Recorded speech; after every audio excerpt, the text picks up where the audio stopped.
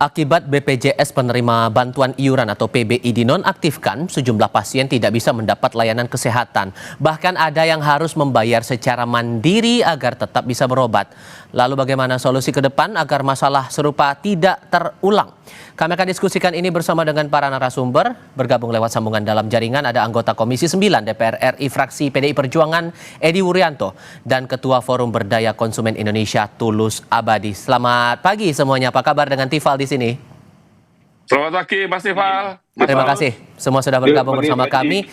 Perlu juga dipahami saudara bahwa kami sebetulnya sudah mengundang juga Direktur Utama BPJS Kesehatan maupun perwakilannya, ditambah juga perwakilan dari Kementerian Sosial untuk bergabung dalam diskusi. Namun hingga kami mengudara belum ada yang bisa bergabung untuk membahas lebih lanjut lagi soal ini. Walaupun kemudian Pak Edi ini kan sudah dirapatkan bersama dengan pimpinan antara pimpinan DPR dengan pemerintah. Beberapa kementerian juga ikut bergabung di situ, dihasilkan keputusan kembali reaktivasi status anggota PBI yang nonaktif dalam 3 bulan ini. Apakah ini akan benar-benar menyelesaikan masalah menurut fraksi Anda, Pak?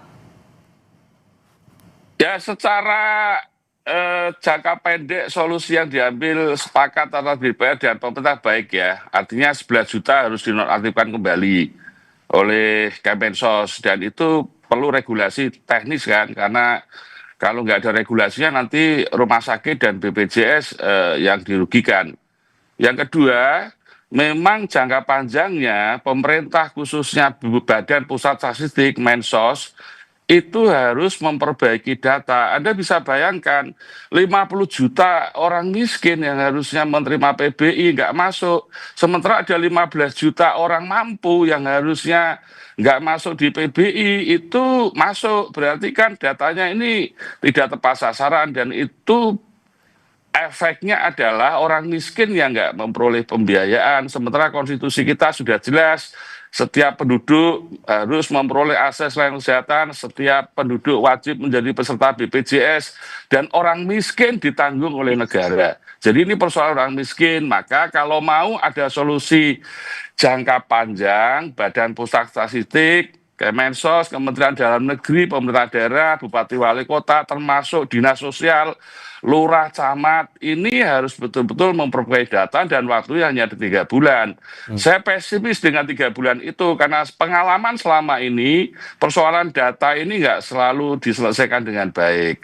Oleh karena itu, Kemensos, terutama BPS, Kemendagri harus bekerja keras, ground checking harus dilakukan, door to door dilakukan, kunjungi orang-orang miskin, lalu pastikan mereka memperoleh PBI. Kalau misalnya orang miskin itu berubah menjadi mampu dan dia harus bayar sendiri untuk menjadi peserta mandiri, ya jelaskan dengan baik. Karena masyarakat sebetulnya butuh informasi yang baik. Mengingat bahwa pemutakhiran data ini suatu keniscayaan, perintah PP 76 2015, di situ bisa menghapus, di situ bisa mengganti, di situ bisa menambah, sehingga pemutakhiran data itu memang harus dilakukan 6 bulan sekali. Maka kalau hulunya ini nggak diperbaiki dengan baik oleh Kemensos dan BPS, yang kena siapa? Kemenkes, BPJS, Direktur Rumah Sakit, pasien, lalu perawat yang selama ini menangani pasien, hubungannya dengan pasien dekat sekali, menjadi tumpahan kemarahan. Ini kan menjadikan ekosistem kesehatan nasional kita tidak bagus. Maka Pak Mensos kan sudah mengakui bahwa 40% itu tidak tepat sasaran. Dia sudah tahu itu masalah. Tapi bagaimana dia menyelesaikan? Ya ini harus bertanggung jawab dong pemerintah. Kalau tidak nanti saling salah menyalahkan. Kalau Anda melihat, sorry saya potong Pak, kalau melihat saat pernyataan disampaikan beberapa pihak dalam rapat hari Senin waktu itu, Mensos bilang ada data yang berubah, kemudian Dirut BPJS bilang ini bergantung lagi ikut data dari Kementerian Sosial, dari Menko juga bilang anggaran yang keluar sama saja, nggak ada yang lebih, nggak ada yang kurang, sehingga menurut Anda hulunya memang bermasalah di data itu atau ada hal lain Pak Edi? Hulunya yang bermasalah. Jadi Kemenkes sama BPS memperoleh data PBI itu sumbernya kan dari Kemensos. BPJS ini tukang bayar. Kalau dia masuk PBI dan itu dilegalkan, begitu dia sakit tugas dia bayar. Kalau dinonaktifkan dia nggak masuk PBI, ya mana mungkin dia bayar, nanti salah dia. Karena dasar BPJS itu adalah SK dari Kemensos soal PBI itu. Oleh karena itu, nggak usah saling menyalahkan lah. Saya kira Kemenkes dan BPJS yang mitra Komisi 9 ini juga telah bekerja keras untuk memperbaiki dirinya. Tapi kalau raw input hulunya datanya ya nggak benar, ya dia nggak bisa lepas dari data itu karena sebagai user.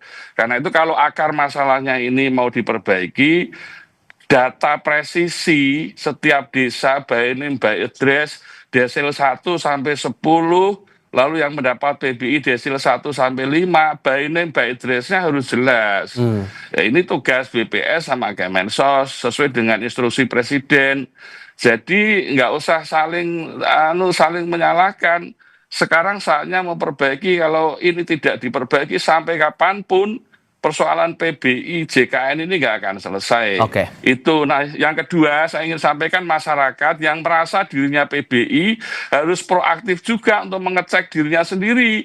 Dia bisa datang ke kantor BPJS, dia datang ke dinas sosial, dia bisa menggunakan online yang sudah disediakan oleh BPJS dan pemerintah. Kan banyak media untuk melihat status kepesertaannya yang PBI JKN ini. Jadi dengan demikian pemerintah yang memperbaiki, masyarakat juga proaktif, waktu 3 bulan baru kemudian bisa diselesaikan dengan baik, sehingga nanti akan terlihat siapa desil 1 sampai 5 dan siapa yang berhak memperoleh PBI APBN. Oke, Mas Tulus, Anda merasa juga hulunya memang soal data saja kalau melihat pernyataan dari berbagai pihak dalam rapat waktu itu? Ya, pertama saya prihatin dulu karena di negara yang Pancasilais ternyata ada masyarakat yang terlantar tidak diobati hanya karena faktor administrasi dan tata kelola. Ini sangat menyedihkan ya. Oleh karena itu dari kasus yang terjadi dan kemudian respon cepat dari pemerintah dan DPR kemarin yang kemudian memberikan solusi 3 bulan ke depan akan dicairkan gitu ya. Tetap ini saya kira satu hal yang positif yang kita apresiasi, tetapi jangan sampai ini menjadi solusi temporer. Jangan sampai ini menjadi solusi instan. Ya, bahwa saya sepakat dengan Pak Edi, ada persoalan data dari sisi hulu, ini penting, tetapi saya kira yang juga harus disorot adalah masalah tata kelola. Bagaimana pemerintah dan pihak-pihak terkait dalam menentukan kualifikasi siapa sebenarnya yang layak mendapatkan PBI. Ya, ini yang menurut saya masih harus dituntaskan. Misalnya ya, ada indikator yang menurut saya juga bagus, orang yang dengan indikator medis kronis itu mestinya dimasukkan dalam penerima PBI. Karena dengan kondisi ekonomi makro yang saat ini menurut saya belum baik-baik saja, kemudian ada 11 juta orang yang mengalami peningkatan ekonomi, saya masih ragu ya kalau kemudian orang tersebut 11 juta itu dikeluarkan dari status PBI karena kemudian mengalami peningkatan ekonomi. Bahwa selama ini ada data yang tidak tepat, ya menurut saya itu memang faktualnya seperti itu. Kedua, kalau seseorang akan didiskualifikasi dari PBI, status PBI-nya, ya tidak cukup hanya informasi secara instan, tapi mestinya ada grace period, ada masa tenggang. Ya, si konsumen, si pasien itu diajak bicara, sebulan sebelumnya dikasih tahu, bahwa kamu akan dinonaktifkan. Nah, dalam situasi seperti itu kan ada ruang diskusi, ada ruang debat, apakah memang dia memang layak dikeluarkan atau sebaliknya. Karena di lapangan yang saya baca di medsos, banyak masyarakat yang juga merasa aneh. Karena apa? Karena dirinya dikasih kualifikasi PBI, padahal dia merasa mampu. Nah, ini kan juga kesalahan-kesalahan yang selama ini tidak dilakukan dengan baik dalam konteks menentukan kualifikasi dan tata kelolanya. Jadi saya kira krusial poinnya adalah selain data adalah tata kelola diperbaiki, ya sehingga betul-betul orang yang berhak untuk PBI itu memang punya status sosial, ekonomi dan kesehatan yang penting, dan kemudian tidak salah di dalam mengkualifikasi bahwa yang bersangkutan adalah layak dan tidak layak PBI. Kalau kemudian data jadi hulu yang membuat akhirnya masalah seperti ini muncul, Pak, muncul pandangan begini, jangan-jangan di level terkecil daerah pemutakhiran data tidak berjalan maksimal juga, sehingga dari pemerintah daerah di level tingkat 2, tingkat 1 sampai ke pusat pun datanya juga salah. Begitu kan Mas Tulus? Iya, pemutakhiran itu kan proses. Nah, kami sering mendengarkan ada masukan-masukan dan juga keluhan ketika terjadi pemutakhiran itu. Jadi banyak case di mana yang mendapatkan PBI itu justru orang yang terdekat, misalnya dengan Pak Lurah, dengan pengurus lurah dan lain sebagainya. Ya, sehingga orang yang tidak ada akses ke sana itu akhirnya kemudian tidak mendapatkan PBI, padahal yang bersangkutan adalah punya kelayakan untuk masuk PBI. Nah, oleh karena itu ini harus ada transparansi dan juga akuntabilitas di dalam menentukan yang bersangkutan itu adalah layak dan tidak layak. Jangan sampai ada faktor kedekatan, faktor nepotisme dan lain sebagainya gitu. Ini yang saya mendengarkan keluhan-keluhan seperti itu. Itu masih terjadi ya, masalah kedekatan itu jadi momen memanfaatkan keadaan itu tadi masuk dalam penerima bantuan iuran itu? Ya, salah satunya begitu. Tetapi saya kira tadi yang saya usulkan ada faktor indikator kerentanan medis kronis ya. Kalau orang dengan kerentanan medis kronis di satu sisi dan di sisi lain juga status ekonominya belum kuat, ya jangan didiskualifikasi dong. Karena ketika dia masih rentan ekonomi, ya kemudian dia punya penyakit kronis tadi cuci darah, kemudian dipandang secara fisik baik, kemudian dikeluarkan dari status PBI kan jadi kacau kan. Nah, ini yang saya kira karena kita tahu bahwa sakit kronis, apalagi cuci darah, itu kan ibarat pepatah dulu, sadikin, sakit sedikit jadi miskin. Nah, ini artinya kehadiran negara harus betul-betul jangan sampai hanya karena pertimbangan-pertimbangan ekonomi, anggaran, kemudian orang-orang yang kerentanan ini justru didiskualifikasi dengan kriteria yang jelas. Oke. Ya, masuk menyediakan anggaran 332 triliun untuk MBG bisa, kemudian ini ada efisiensi untuk masalah yang mendasar yaitu kesehatan. Pak Edi, karena sudah ada beberapa penerima bantuan iuran yang nonaktif, pada akhirnya mereka terpaksa mengeluarkan uang pribadi demi bisa melanjutkan pengobatan apapun di layanan kesehatannya. Nah, dengan kondisi seperti ini, apakah sesungguhnya dalam aturan hukum atau kebijakan yang ada sejauh ini memungkinkan tidak penggantian uang bagi mereka yang harusnya menerima iuran itu diganti duitnya? Orang miskin desil 1 sampai 5 dia punya hak, negara punya kewajiban. Jadi kalau ada orang miskin sampai bayar sendiri, berarti kita semua yang dosa, negara dosa, pemerintah dosa, nggak boleh. Yang kedua, yang penting diaktifkan saja. Dia masyarakat tuh nggak butuh kok diganti duitnya, itu nggak butuh kok. Asal dia yang 54 juta harus masuk itu dimasukkan. Yang 15 juta yang mampu, yang harusnya dia keluar dari PB keluarkan. Jadi ada ketegasan di situ. Nah, soal penggantian saya pikir kok itu terlalu jauh ya. Masyarakat juga nggak mengharapkan itu. Yang miskin dia dapat PB aja, masyarakat miskin sudah sangat senang sekali. Saya ini setiap hari dikomplain oleh 11 juta orang ini, bagian dari itu. Karena di Blora dapil saya ada 21.630, di Grobogan ada 40.054 orang. Bayangkan kalau dia sakit, orang miskin datang ke rumah sakit, tahunya dia punya PBI, terus kemudian dinyatakan nonaktif saat itu juga. Mana masyarakat yang tidak bingung, nyari duit dari mana orang miskin, mau jual apa, kan tidak mungkin. Jadi harapan masyarakat sederhana. Orang miskin kasih dong PBI.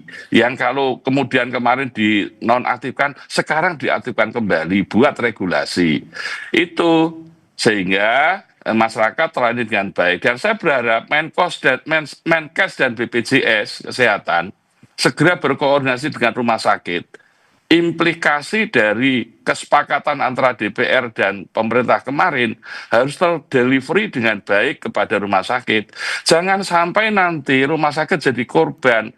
Dia sudah mau melayani, tidak menolak. Meskipun dia termasuk yang nonaktif tadi, kemudian karena regulasi pemerintah tidak jelas, nanti ujung-ujungnya mereka melayani tapi nggak diklaim oleh BPJS. Rugi dong rumah sakit. Jangan dong, nanti kerugian itu ditimpakan pada tenaga kesehatannya, tunjangannya dikurangi. Ini nggak bagus dalam ekosistem sistem kesehatan nasional.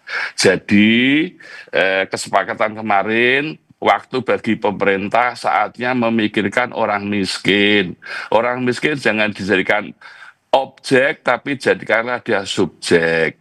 Itu yang penting, menghargai orang miskin, karena negara ini mereka sudah bayar pajak dan hak mereka memperoleh PBI, kembalikan hak itu secara manusiawi dan terhormat. Sehingga Saya menurut setuju Anda dengan Pak Edi, kalaupun kemudian ada penggantian rugi, seharusnya proaktif ya dari Pemdanya begitu kepada mereka yang harusnya penerima bantuan iuran itu?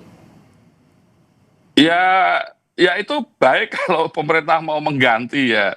Tapi secara teknis sangat sulit itu. Secara teknis sangat sulit itu. Tapi kalau pemerintah mau membantu itu ya bagus sekali dan mereka harus proaktif. Tapi saya tertarik dengan Mas Tulus tadi bahwa memang harus ada komunikasi dengan masyarakat. Berarti kan ground checking atau door to door atau pintu ke pintu dilakukan. Jadi gini loh, menentukan orang miskin desil 1 sampai 10 itu sekarang kan menjadi kewenangan BPS. BPS ini harus kita perkuat. Dia harus punya instrumen yang valid dan reliable. Dia harus punya SDM profesional yang melakukan sensus dengan baik sehingga bisa tepat menentukan pemutakhiran data ini. Kalau pemutakhiran data itu diserahkan pada Pemda lalu menggunakan aparat-aparat pemerintahan yang ada di level desa dan kecamatan, yang terjadi benar.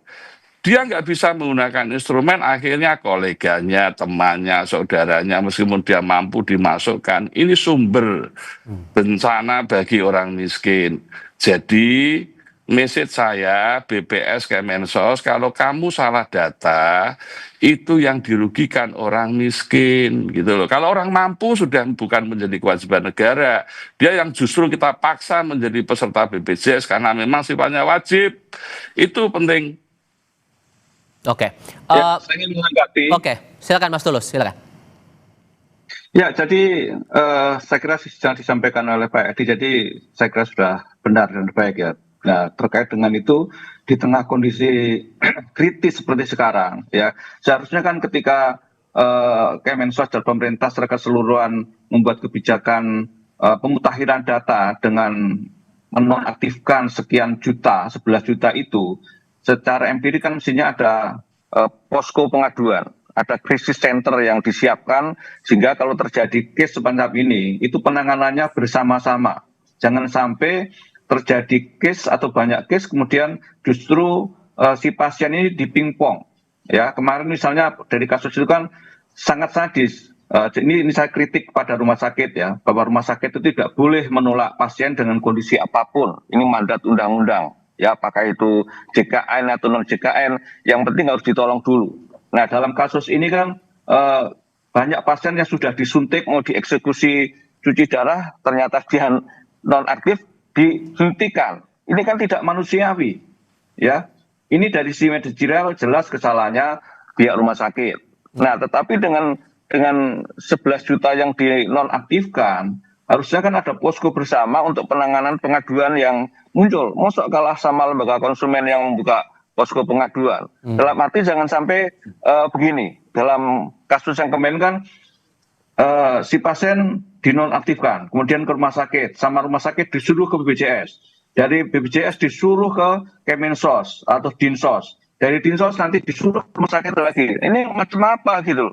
Artinya dengan kondisi itu kan harus ada penyelesaian yang sifatnya tuntas, tunggal, dan kemudian masyarakat yang sedang sakit itu tidak dipingpong. Ingat ya, masyarakat yang sedang sakit, konsumen yang sedang sakit, itu kondisi psikologisnya kan tertekan, asimetri informasi dan segala macam, masih dibebani dengan kasus-kasus seperti ini. Ini tidak manusiawi. Gitu. Nah, kalau kemudian kembali ke pertanyaan yang sama seperti saya berikan ke Pak Edi, Mas Tulus, memungkinkan tidak ruang untuk penggantian uang buat mereka? Karena logikanya gini, mereka yang harusnya terima bantuan iuran dengan alasan mereka terdesak ekonomi, malah terpaksa keluar uang, sementara untuk bertahan hidup saja mereka kesusahan. Ya, itu sangat mungkin dan harus dilakukan. Ya, karena ada kesalahan fatal tata kelola yang kemudian dengan pembelajaran yang tadi harusnya justru tadi yang saya katakan dengan buka posko pengaduan, maka salah satu cara tadi agar yang sudah membayar dan sudah kadung bayar harus dibalikin ya, karena itu adalah kesalahan bukan kepada si pasien gitu. Justru ini yang saya kira dengan ini masyarakat bisa berbondong-bondong ke posko yang disediakan oleh BPJS atau yang lainnya sehingga penyelesaian itu sifatnya komprehensif, ya bukan di pingpong. Oke, masalah komunikasi antara BPJS dengan Pemda juga ini menarik dicermati. Menurut Anda Pak Edi, sejauh mana perbaikan komunikasi dua lembaga ini harus dilakukan agar masalah penerima bantuan iuran ini nggak lagi ada drama masalah tidak tepat sasaran, salah alamat dan yang lain-lain?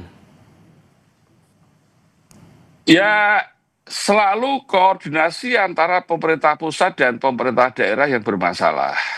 Karena apapun menyelesaikan data ini, keterlibatan pemerintah daerah sangat penting.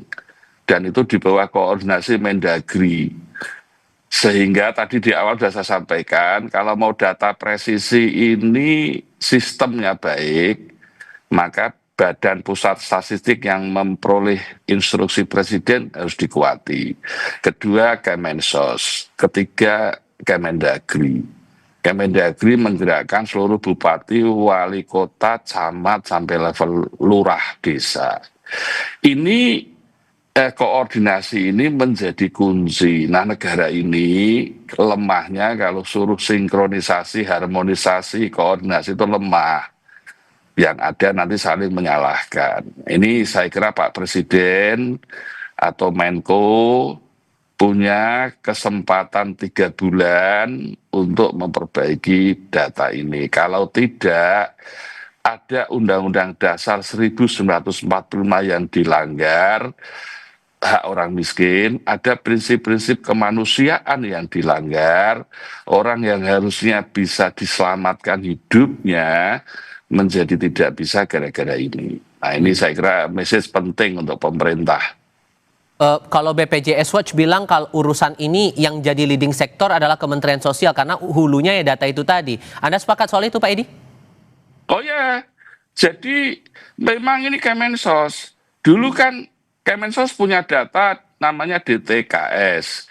Nah, sekarang digeser ke DTSEN agar datanya tunggal. Nah, Kemensos ini instrumen yang dipakai adalah Badan Pusat Statistik. Jadi memang ini wilayah Kemensos dan BPS. Soal kerjasamanya dengan Kemendagri itu kan soal lapangan. Tapi siapa yang paling bertanggung jawab? Ya Kemensos dan BPS dong. Sesuai dengan instruksi Presiden. Oke. Anda sepakat juga Mas Tulus bahwa ini leading sektornya Kemensos karena memikirkan bahwa koordinasi lintas kementerian lembaga saja masih ada, bisa dibahasakan masih ada ego sektoral, bahkan ke Pemda pun ternyata sinkronisasinya belum berjalan maksimal, merujuk dari kasus ini. Ya tentu saja kalau pada konteks sosial ekonomi memang kewenangannya Kemensos, tapi kan BPJS Kesehatan juga tidak bisa melempar itu semata-mata karena urusan Kemensos. Makanya tadi saya usulkan ada indikator medis kronis, itu kan yang punya data adalah BPJS Kesehatan. Nah kalau itu diharmonisasikan antara aspek sosial ekonomi dan indikator medis kronis kan ketemu, sehingga tidak ada orang yang kemudian dinyatakan tidak mampu, ya ternyata memang dia mampu, dan terbalik bahwa kemudian banyak orang yang miskin dinyatakan ternyata dia tidak miskin gitu. Nah ini yang tadi saya katakan, jangan sampai ini saling lempar sehingga tidak ada sinergi yang komprehensif antar BPJS Kesehatan, Kemensos, Kemenkes dan lain sebagainya. Ya jangan sampai masyarakat menjadi korban karena masalah tata kelola. Jadi menurut saya bukan hanya soal datanya saja, tapi bagaimana perbaikan tata kelola di dalam menentukan kualifikasi bahwa seseorang itu PBI atau tidak PBI. Bahkan kalau perlu, yang sering saya usulkan juga, kelas mandiri kelas 3, itu juga kerentanan ekonomi, ya. Mandiri kelas 3, sehingga pada titik tertentu mandiri kelas 3 itu juga harus dikeluarkan menjadi anggota PBI, karena banyak yang nunggak, ya kan. Mayoritas kan yang mandiri kelas 3 ini menunggak, dan ini kan paradok kasus di lapangan ini. Di satu sisi banyak orang yang didiskualifikasi dari PBI, tapi di sisi lain pemerintah menggratiskan atau membebaskan atau memutihkan sekian juta anggota PBI mandiri yang menunggak. Nah, menunggaknya apa? Ya karena masalah sosial ekonomi juga. Ya, kelas mandiri kelas 3. Ini juga rentan ekonomi yang pada titik tertentu ini juga bisa digeser menjadi anggota PBI. Gitu. Oke. Ekspektasi Mas, Oke, Mas Edi silakan. Mas Tifal, yang disampaikan Mas Tulus tadi benar. Kalau data desil 1 ya sekitar 23,36 juta lah. Lalu rentan miskin desil 4 67,69 juta lah. Jadi total ada 91,05 juta ya. Itu PBI APBN kan sudah ditetapkan 96,8. Masih ada sisa. Yang jadi persoalan kan yang pas-pasan, yang desil 5, itu 10% dari jumlah penduduk. Sekitar 28 juta lah, kalau saya total 120 juta lah. Jadi menurut saya duitnya ada Mas, tidak usah khawatir. APB-nya ada dan jumlah orang miskin juga klop gitu loh. Jadi ini hanya soal tata kelola. Maka ini fokus kita hari ini memperbaikan tata kelola dan kualifikasi tadi kan. Nah yang kedua, yang disampaikan Mas Tulus tadi sudah diatur dalam Perpres 82 2018 bahwa pasien JKN dibiayai berdasarkan indikasi medis. Termasuk di dalamnya penyakit kronis, ada hemodialisis, ada kemoterapi, ada talasemia, ada leukemia, dan lain-lain. Itu sudah ada aturannya. Jadi kalau orang miskin masuk PBI sampai saat ini, dia mau cuci darah berapa kali pun, itu dibayar oleh BPJS. Jadi aman, Kemenkes, BPJS selama ini kawalan Komisi 9. Tapi kalau tidak masuk PBI, maka dia mesti bayar. Ini administratif. Karena itu perintah dari kesepakatan kemarin, BPJS diminta berkomunikasi, melakukan notifikasi kepada masyarakat yang dinonaktifkan. Ini penting message-nya, karena data ini yang pegang dua, data hulunya Kemensos, data hilirnya BPJS. Maka perubahan data itu yang tahu ya ada di Kemensos dan ada di BPJS. Kedua-duanya saling memberikan informasi kepada masyarakat. Itu yang penting. Masyarakat orang miskin itu butuhnya itu kok.